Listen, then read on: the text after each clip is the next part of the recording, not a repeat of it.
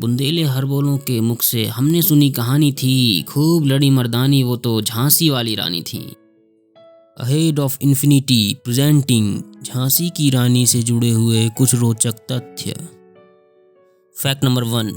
मनु की उम्र जब मात्र 4 वर्ष की ही थी तब इनकी माताजी भागीरथी का देहांत हो गया था।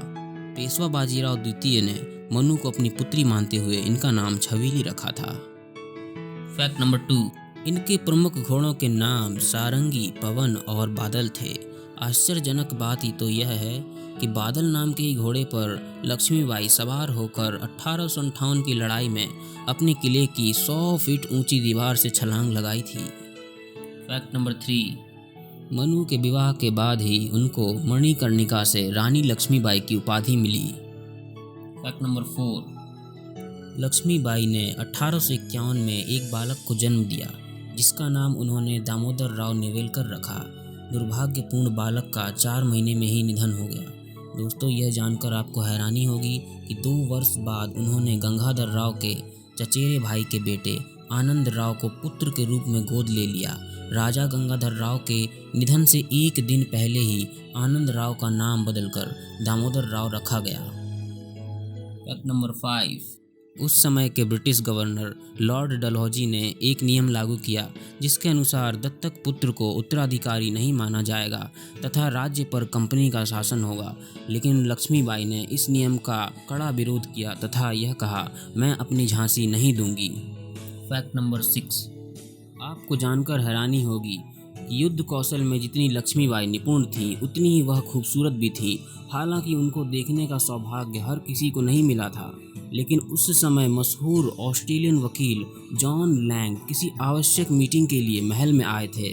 तब दामोदर राव की एक गलती की वजह से लक्ष्मीबाई का चेहरा देखने का सौभाग्य उनको मिला। लैंग ने अपनी किताब में रानी के बारे में लिखा है कि वे सामान्य कद काठी की थीं। उनका चेहरा काफ़ी गोल था, ना ही सांवला था। उस समय उन्होंने सफ़ेद मलमल की साड़ी पहनी हुई थी और उनके शरीर पर सोने की बालियों के अलावा कोई जेवर भी नहीं था। वे काफ़ी आकर्षक भी थीं। लैंग ने यह भी लिखा है कि उनकी आवाज़ में बहुत ही कड़कपन था। Fact number 7।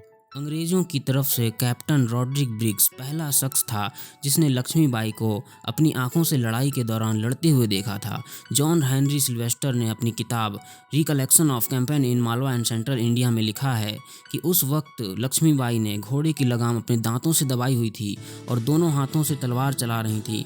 एक साथ दोनों तरफ वार किए जा रही थी। हेनरी के अनुसार रानी अचानक चिल्लाई, मेरे पीछे आओ, और वह मैदान से इतनी तेजी से हटी कि अंग्रेज़ों को यह समझ पाने में समय लग गया कि वह कहाँ गई। तभी रॉड्रिक ब्रिग्स ने, जो अंग्रेज़ों का कैप्टन है, चिल्लाकर बोला, that the queen of Jhansi. Fact number 8। रानी जीत ना सकी लेकिन अंग्रेज़ों के हाथ ना आई।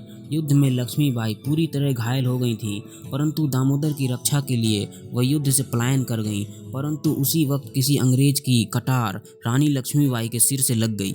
इस वक्त लक्ष्मीबाई झांसी से ग्वालियर पहुंच चुकी थी तथा यहीं पर लक्ष्मीबाई ने अपने प्राण त्यागे। Fact number 9। लक्ष्मीबाई का अंतिम संस्कार ग्वालियर में ही किया गया।